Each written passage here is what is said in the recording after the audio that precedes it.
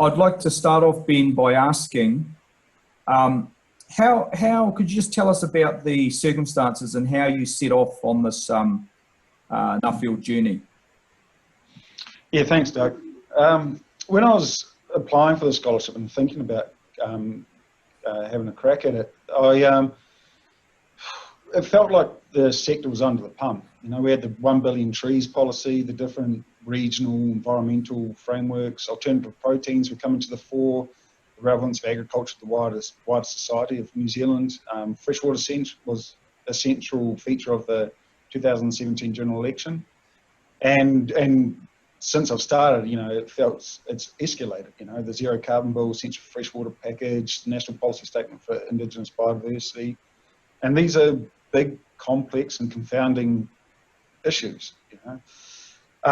Wicked problems. And wicked problems are sort of defined as, you know, they're difficult to define, you know, with no clear limits or boundaries, no single correct solutions, often a result of other issues, and the solutions are difficult to test. And a lot of these problems that are coming, or these issues that have sort of come at us, have been, they come from a virtuous or aspirational objectives. So I wanted to explore how we could position ourselves as the trusted core that provides for society. You know, that the default is to trust the producer. To paraphrase Mark Twain, it's easier to fool someone than convincing someone that they have been fooled. This is not to say we're trying to fool people, but rather that once they've become entrenched in a position, it's hard to rectify that. So I set out how we could pick up these issues to lead the debate before others become set in those positions, where we're growing social license, not fighting to maintain it. Thanks very much for that, Ben. The second question that I'd like to move on to for the listeners is, I understand that partway through you changed your trajectory in approaching the problem, and I just wonder if you could detail that for us. What changes you made around your trajectory in approaching these problems? Yeah. So initially, I explored different methods of how we could pick up where those future problems might be, or try and pick them up first, so that we're leading. You know, we're at the front there. And so I met with Amazon economists, finance sector, venture capitalists, futuring, foresighting think tanks, and explored the tools that they used, and marketing departments in the food sector. But then as I went through this, I started to think, well, if we pick up the issue first, can we actually do anything about it? And if we're successful in knocking one of these problems off, how can we prove it? Or did it just become a non-event? Much like the COVID response at the moment, you know, I remember a scientist mentioning at the start, when things were starting to pick up, that success will look like we overreacted. So how do you prove that you actually, and many of these tools have some, you know, like take the venture capitalist, there's some slack built in the system for failure. But for failure for us is risking erosion of that social trust, and that's defeating the purpose of why I was looking into this area. Tammy, could you bring up the chart for me?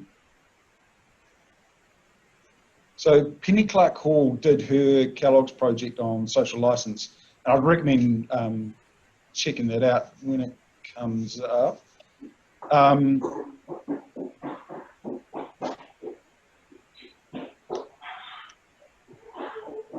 So in these charts, they've got it's a pyramid, and at the bottom, sort of taken is economic legitimacy, and so this is the foundation of this pyramid in the model.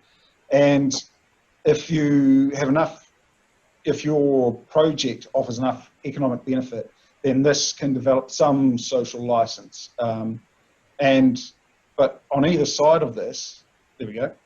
So yeah, you can see economic legitimacy at the bottom. And as you move up this chart, you can see that it turns to green, and green is developing more social license. So build off the foundation of that, if you create enough money for this society, you gain some social license. Now on the right there is interactional trust. And this is that you're seen as a good group to deal with. You're trustworthy, reliable, people want to deal with you. And on the left is the socio-political legitimacy. And that's essentially if you're beneficial to society and you're respectful of that society. Now, with the combination of these three builds a foundation to go into institutionalized trust. And with a strong foundation in these three, then you begin to reach this level. And this is an enduring regard for each other's interests, that you're good for me, I'm good for you. But you can see on this chart on the right that there's, in this research by Battaglia and Thompson, that only 12% of the cases institutionalized trust could be gained without socio-political legitimacy. So it's essentially you're so trustworthy and good to deal with that you can reach this level. And as I was progressing and talking with other scholars during my travels, that this interactional trust, this is what the public trust, this is what we have control of as a sector.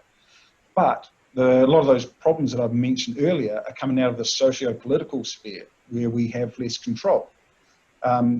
And so I started thinking about, well, how can we start delving into that socio-political space and getting more control, or not control, but being more involved in it. Thank you, Taming, that'll do. So while I was traveling around, I met Dr. Anne Barnhill at an Agritech conference in UC Davis, who put me onto the field of bioethics and the bioethical tools, and some other researchers in this field, in particular Professor Matthias Kaiser of the University of Bergen, who has been central in this field and was to my project as well. Thanks for that, Ben. That's a fascinating insight into legitimacy. I heard you mention there at the end the term bioethical tools, bioethics. What are bioethics tools? Can you elaborate on that a bit more for us, please? Yeah, these tools, they can take the data, the science, the lived and practical experience, and by corralling the range of views and values held within a society or across a society, you can put this data and science into the context of where they need to be relevant. Essentially, what's the point of data without purpose or context? Then it's just numbers. So entering into this process, the objective is not to be right, but to get it right. So we're dealing with wicked problems with no right or wrong answer. With no single right answer. So how do we realise this, trying to get it right, reach this optimal point? The bioethical tools are practical methods designed to improve ethical deliberations by broadening the values considered. So ethical tools are a transparent communication. Ethical tools, and if you're communicating them transparently and how these decisions are made, can demonstrate that you've considered that the practices, the technologies are justified. You fully recognise the positive and negative effects on all affected groups, and it's not just the impact on your perspective or the observers group. You're taking in everyone. The decisions are rooted in values and recognise the group's responsibilities, not just the benefit and costs. So in this process, you're recognising and respecting all groups and values in making the decision, even if it's not supported by all groups. You're reaching this optimal point, but you've considered the values and the ethics of the different groups, plus the science and the data. There's some common elements across these tools, such as taking the precautionary principle, so erring on the side of caution, justice, the fairness of the trade-offs, and this depends on those underlying values held by a group, or who disagrees on, the disagreements are informed by these values of these groups. So there's a range of tools, and with differing purposes, differing inputs. I focused on 3 tools to give examples of how they can serve 3 different purposes. So the first one, these were the ethical matrix, the ethical Delphi, and reflective equilibrium. I won't go too much into the academics or sort of a tutorial of them, but the ethical matrix was created to help regulation and policy arrive at that optimal decision by considering the viewpoints of all affected parties. It's designed to be an accessible tool for the layperson or the decision makers, though experts do inform the tool, they're involved in the process, but as a resource, not the final authority. It provides an inventory of the range of views, consensus or alignment of the different parties, or the divergence of values and potential points of conflicts. But it doesn't arrive at the decision, rather it informs it. The Ethical Delphi is a tool more suitable for deliberation and discussion between the experts and technicians, rather than the layperson decision makers.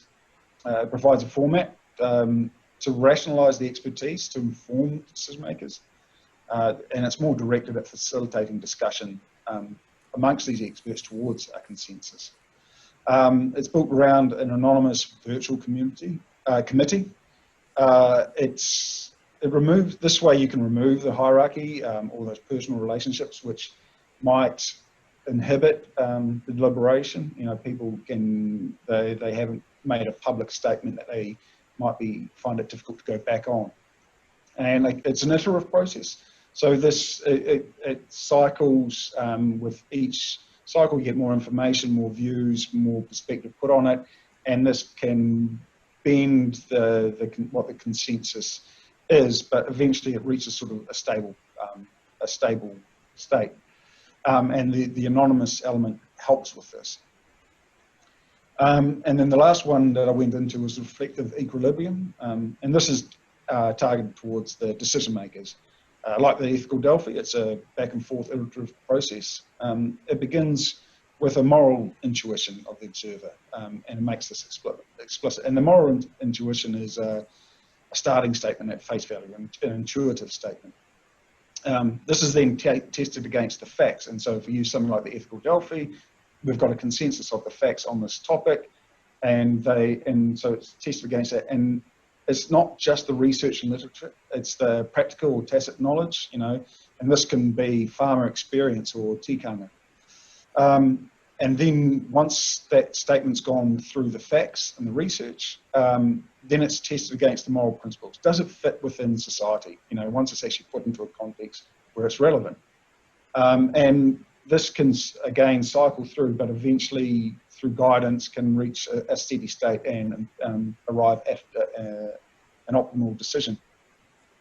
Thanks very much, Ben. That's really, really informative around tools for bioethics, and I've certainly learned something there about the ethical matrix, ethical delphi, and the reflective equilibrium. That's absolutely fascinating. Can we now move on to an actual example where you have seen bioethics being applied, and what were the outputs of that? Yeah, sure. So I mentioned before Professor Kaiser, and so when I visited him in Norway, he took me through an example with the ethical matrix, and in this example, they were investigating commercialisation of genetically modified salmon in aquaculture, and these salmon had essentially a greater growth performance. And through the matrix, the groups that they defined and were represented in this process was the scientific community, the physical environment, the engineered salmon themselves, by, you know, including, there is research that they could use and looking at the benefit for these, the actual animals, and then the wider environment, the commercial salmon producers, the wider seafood sector, and finally the consumers and citizens. And so for each of these groups, they went through the matrix testing what this technology would present in terms of the well-being of the group, the autonomy of the group, and the justice or fairness. And this was explored over a couple of workshops, and with a wide range of participants, going from, you know, the layperson, consumer, industry, and scientists. Now, like I said earlier, that precautionary principle is a foundation of these tools.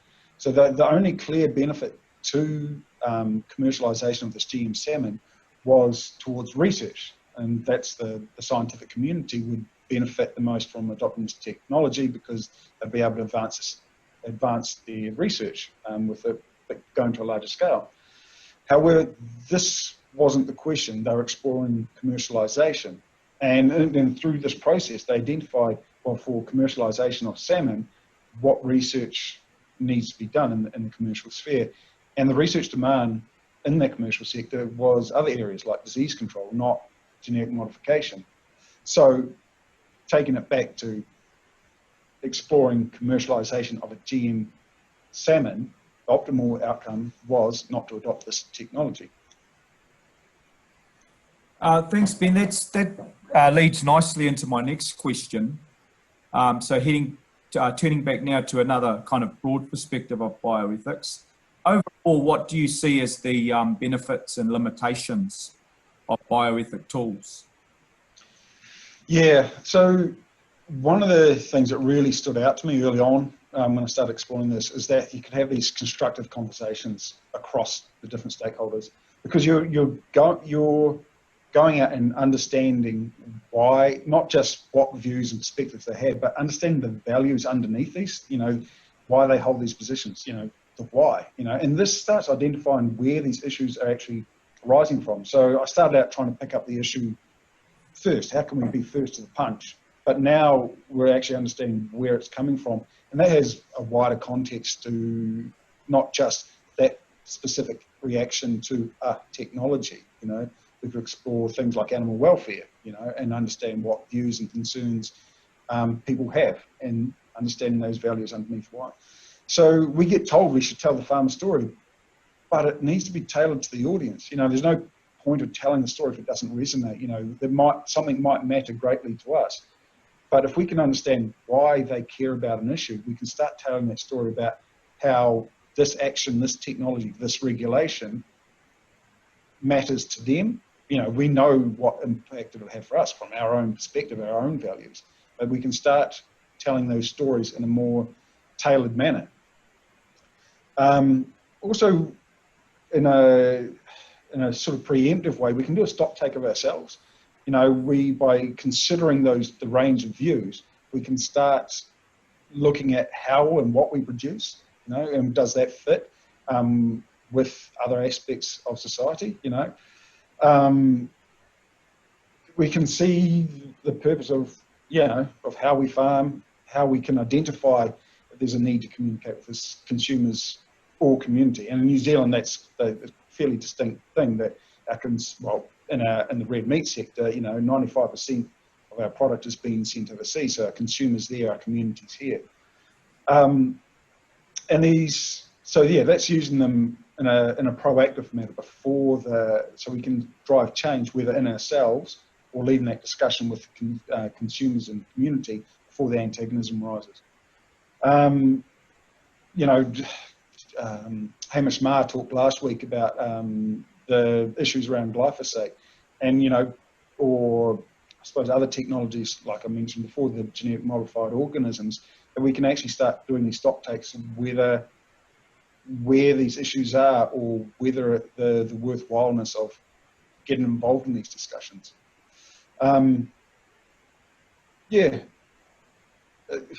We need to know, food is essential, and fibre is essential foundation of society, and that's why people care. It's essential.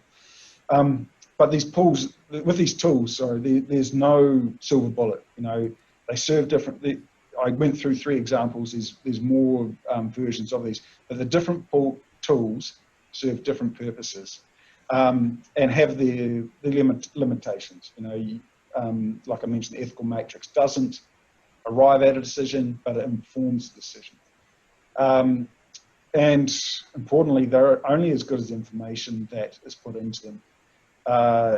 Yet you do have to be honest or incorporate those people to get the range of views. You can do it without including everyone. You can do it as sort of an internal stock take, but you have to be honest about it. And how we react to the outputs is still up to us. And if a practice or technology is unpalatable to the other stakeholders, we have to be able to wear that, either through that communication or facing up to those practices and technologies. Thanks, Ben. That's a fascinating insight into bioethics and the tools, associated tools. Some great examples, some detail, and also an overview of strengths and weaknesses. What I'd like to ask now is, what opportunities do you see for applying these tools moving forward? Yeah, well, we're not just in New Zealand, but globally, we're at a crossroads. And this disruption that we're seeing globally isn't going away anytime soon. And it's going to be a pain for a lot of people. We're only at the start of this. But, you know, New Zealand's similar to the global financial crisis. We're in a fairly good, relatively, a fairly good position. Standard & Poor's reaffirmed New Zealand's AA rating last month. Well, yeah, just in the last couple of weeks or so. And that's largely built off our country's swift reaction and the solid fundamentals of the economy. And agriculture is the foundation of this. You know? But if we sit on our laurels, we've missed an opportunity to leap forward, not just for the sector, but as a platform for the nation. You know?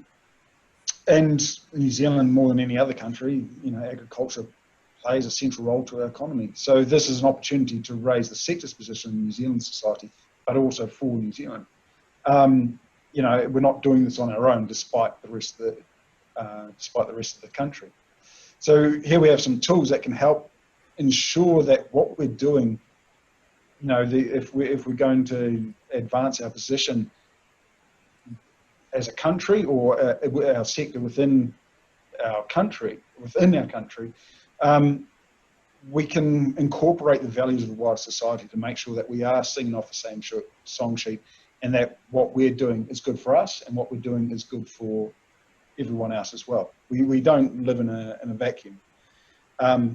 And hopefully preempt and negate some of the complex issues that might come at us in the future based on the decisions we're making now. We're starting to see this adopted elsewhere. Just before lockdown, Sir Peter Gluckman launched the Koitu Centre for Informed Futures. And actually Professor Matthias Kaiser, I think he might actually be still stuck in the country.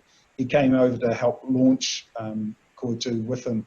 And he's played an important role in developing and applying bioethics, and this has been brought into this think tank. And it's applying these principles of bioethics to discussions to assist leaders in this, you know, what is, especially in the last couple of months, a fast-changing world, and the discourse can get hijacked. And so using these principles, these tools, we can have inclusive solutions that persist and work. Won't always be for everyone, but in an optimal way. And then more lately, there's been discussion about that Resource Management Act. You know, many people see this as a system that gets bogged down by being all-inclusive, that every dog has his day sort of thing. But here's some methods or some tools. I'm not saying these tools are the solution, but they can help inform that we can get to a way where you can incorporate the range of views without needing to fill the town hall. You know, and those foundations of the precautionary principle and fairness will always be there, taking this line of this thought. And then in my current role at Beef and Lamb in New Zealand, we've sort of talked about exploring animal welfare practices or adoption of technologies of gene editing, you know, to a stock take on those. You know, where does that fit within society and our consumers' values? And on a more day-to-day, working on a project where it's going to be involving other stakeholders, and to sort of advance that. So when I take this out to other people, that I've hopefully covered off a lot of by using it similar to a SWOT analysis, I've covered a lot of the bases off to try and advance the conversation. You know, I've taken in what may be their concerns and what they might be wanting out of these projects. And we have to remember that the wicked problems, essentially, they're difficult to define with no clear boundaries. There's no single correct answer. These various tools can be added to our toolbox so that we understand the root of the issues. and importantly arrive at an optimal position. It's why, So if we arrive at the solutions that solve agriculture's wicked problems that fit within society's values, then we're not just fixing agriculture's issues. Thanks, Ben. I'd like to now flick to the question and answer time and discussions. And there are a couple of questions popping up. The first question coming from the floor, Ben, is if there was one area that you think we should focus on to build social trust above all others, what would it be?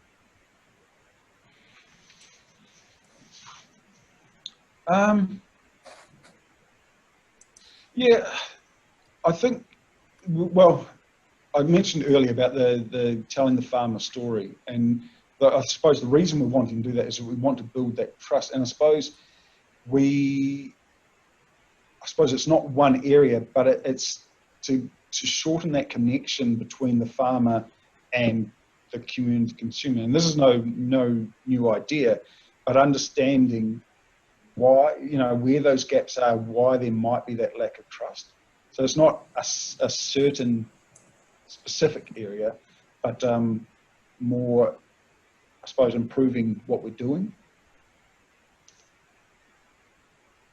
Okay, so like more an overall efficiency, an overall directness. Yeah. If purely telling the story was working, well, we have been trying to do that, yet these issues still persisting. Okay, I've just got another question come through here. I'll read it out. It's a slightly lengthy one, but I'm sure you'll grab the meaning of it. How would you apply your skills now in a bioethical sense? Having a commercial research facility that does research requires animal ethics sign-off to function, and the questioner finds the current legislation weak. What would you do differently, or what would you propose that could be done differently? So I think what we're getting at there is around the efficiency within the research institute context. Yeah.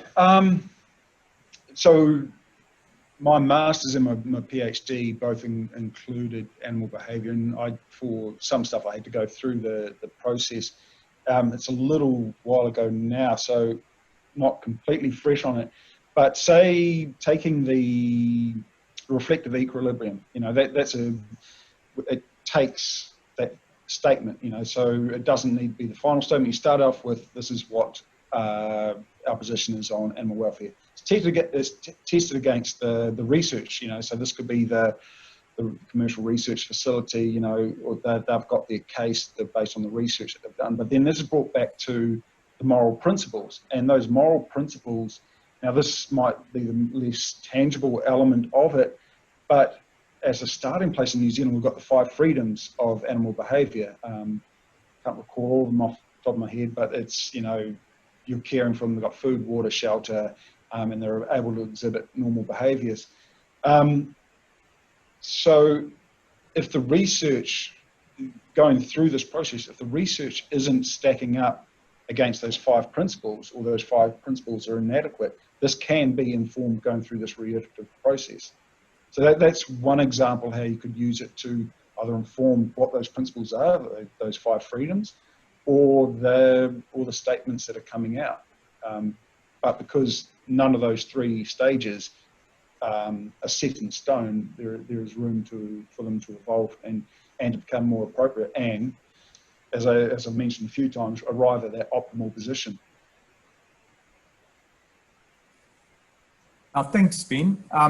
Just got another question come through, and obviously we've known each other for quite a few years and worked together at Beef and Lamb, and I've definitely seen, observed a change and a strengthening in you through the Nuffield journey.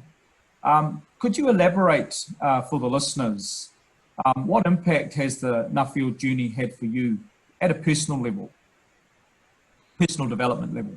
Yeah. No, the personal level,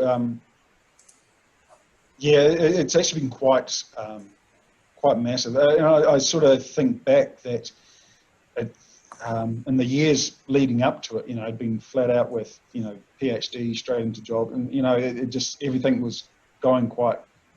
There was no break to it, and I'm not saying that going on the travels was a break, but you actually had that time to actually do a bit of a stock take of yourself. What am I trying to get out of this?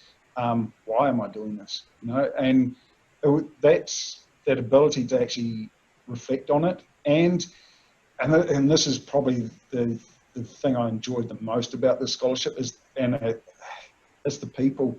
When we're at the Contemporary Scholars Conference, you're surrounded in a room of 70 other people that are engaged, enthusiastic, and want to know what you're doing, why you're doing it, and the sometimes the conversations get quite philosophical about the sector and about why we're doing what we're doing. So that time and that space to think on these things, yeah, it's gold. Yeah, it's so invaluable.